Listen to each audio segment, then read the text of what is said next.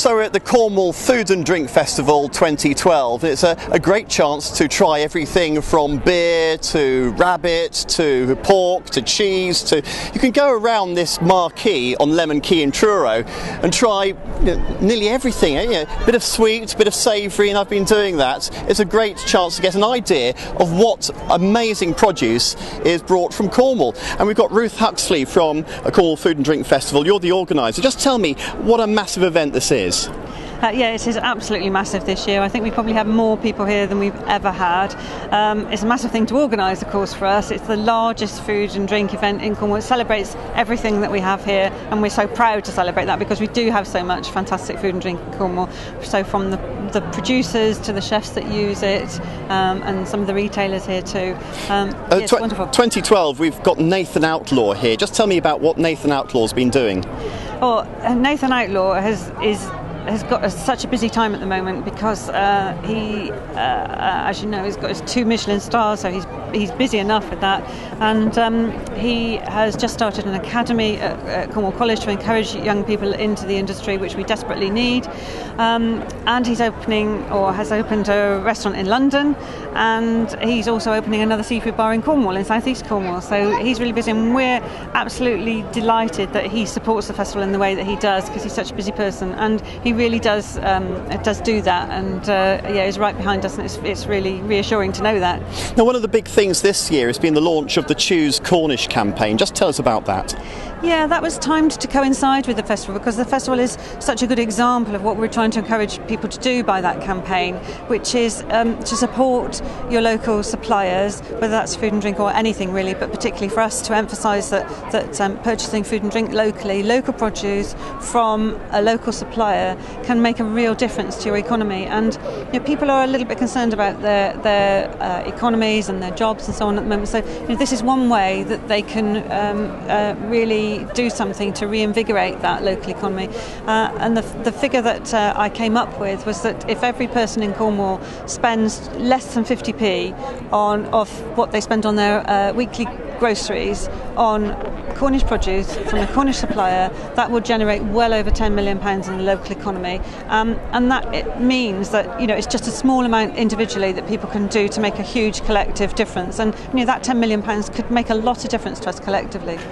So if you haven't had a chance to come 2012, well, I'm sure Lemon Quay will be hosting another event for 2013. Come and try some food and some drink from Cornwall. Okay, Mark and I have had a patisserie for years and years.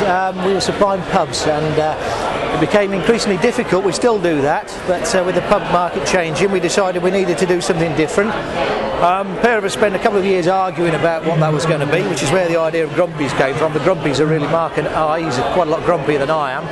And about 12 months ago we started making pies, and we're making pies with as many Cornish ingredients as we can find. So the meat's Cornish, we're using Cornish beer and cider and Cornish cheese, and the people of Cornwall seem to like it, so it's gone down very well so far.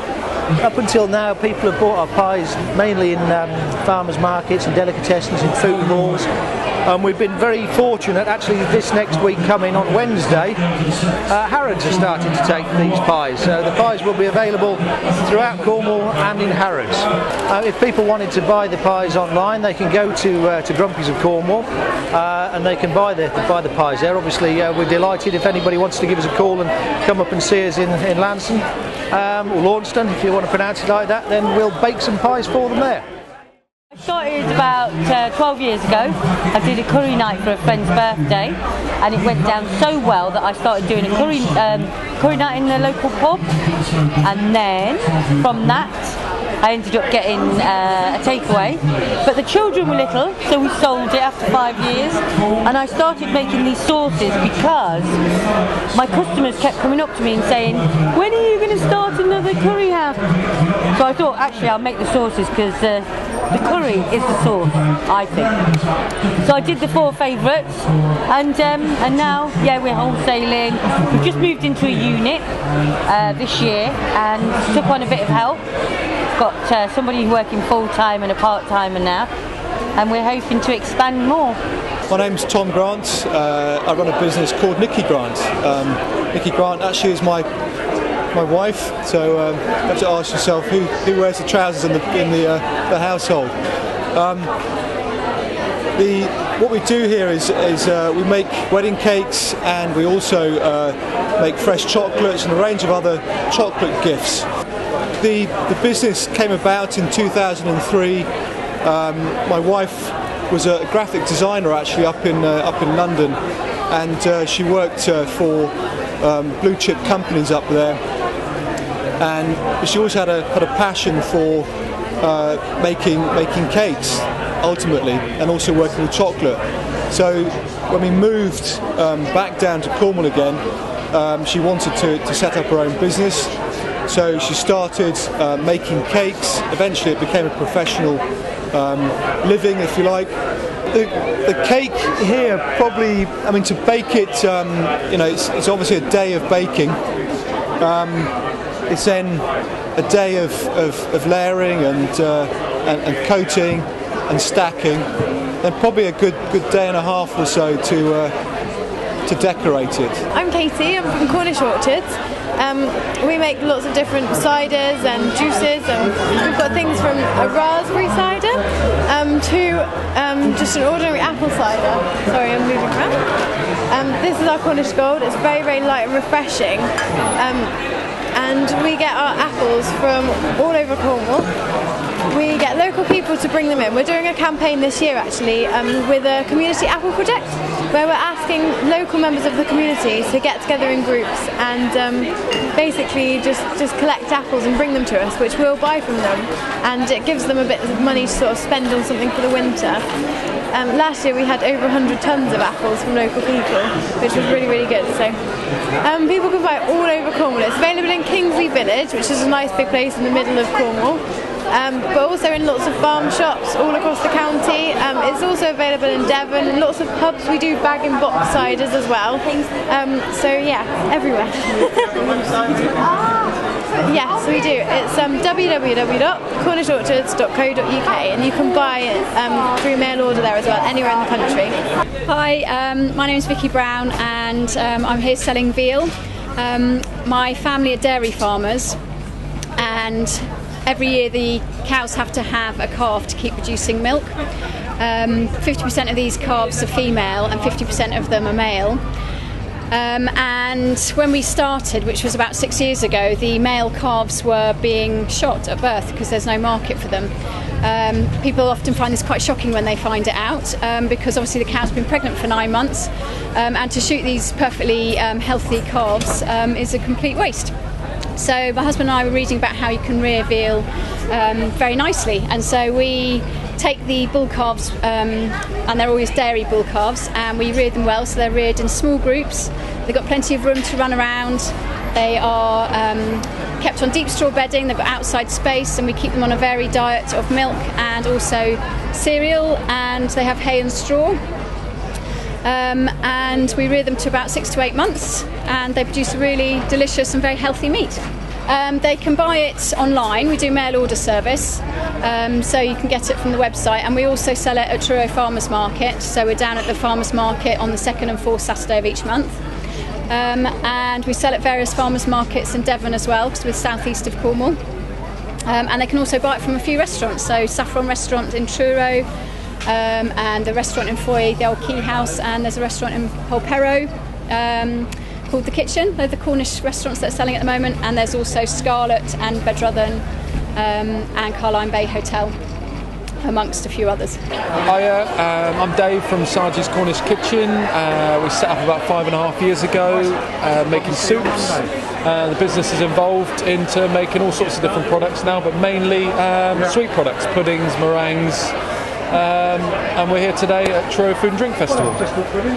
We also, another part of our business is private chef service, where I cook at people's houses, whether it be anniversaries, weddings, whatever it is. Hire me and we can tailor make a menu to your needs, and then away you go. We're Cornish Meadow Preserves, and we've been making these jams and jellies since about 1995. And it was a hobby, a passion that became our job, which we were really delighted to do. And we now currently sell direct to the public at food shows like this, or alternatively it can be purchased through lots of farm shops. around the county. What we can buy locally, we do buy locally, source locally, like the key plums. All of the apples are from the Coverack area. And lots of the other fruit we try and get through West Country suppliers too. You got a website or anything? We have, yeah. It's cornishmeadow@btinternet.com, and yeah, you can find us there. My name's Andy Hill from Brian Etherington Meat Company. We've come to the show this year. It's the first time that we've done it, simply because we're going into retail. We're normally hotel and restaurants and other outlets that are commercial, and now we're going in retail. But on the back of the retail, we're going into butchery school as well. So trying to get butchers coming through in the trade, because it's a dying art, and we like to see more butchers coming through. And it's also open to the general public as well. And they can do a course on chicken, lamb, pork and beef and game as well, so it's just opening it to the public. Okay. So where can people find out a bit more about it? Yeah, from our website, brianEtheringtonmeat.co.uk, and yeah, there should be lots of press in the Cornwall today and in the West Britain. This is raw chocolate pie, which is sugar-free, dairy-free, gluten-free, and it's also low in calories, and it's a really powerful antioxidant and an energy boost. And how I just sort of started making it was, I wanted to make a chocolate that was suitable for diabetics and for celiacs, for vegans, for anybody with a dairy allergy. What's happened, which is absolutely brilliant, is we've managed to do that, but now it's gone sort of mainstream. Most people buy it because they love it. We're based just outside St Ives in a little place called Cornwall, and it's very much a cottage industry at the moment, but we can't keep up with the demand, and this show's been absolutely brilliant, so we're going mad basically. So where can people buy it? Well, you can buy it online. We've got a website, www.rawchalkpie.co.uk, or we are around a lot of the health shops. We're in Archie Brown's in Penzance and Truro, we're in Saffron Herb Farm, we're in the Natural Health Store, we're in Kingsley Village, and then we also have a lot of customers up country as well. Hello, my name is Stuart Eddy. I'm the owner of the Victoria Inn at Perranithno and the Square at Porthleven. Today I've been doing the food dem here at the Cornwall Food and Drink Festival in Truro. I wanted to highlight Primrose Herd Pork, which is a great local product that we use at both of our restaurants. So today I've taken some cheaper cuts. I've used pork cheek in the bubble and squeak here. This is a starter that we do, which is pork cheek bubble and squeak with Primrose Herd hog's pudding, poached free-range egg and truffle oil. For the main course here, I've used pork belly, which we've slow confit and then crisped up in its own fat. And I've also used the bubble and squeak with that as well. And then that's with caramelised apple, black puddings, crispy crackling, and then we've got Savoy cabbage and bacon with carrot and a nice rosemary gravy, which is made from the pork bones. So it's all keeping all those flavours in basically.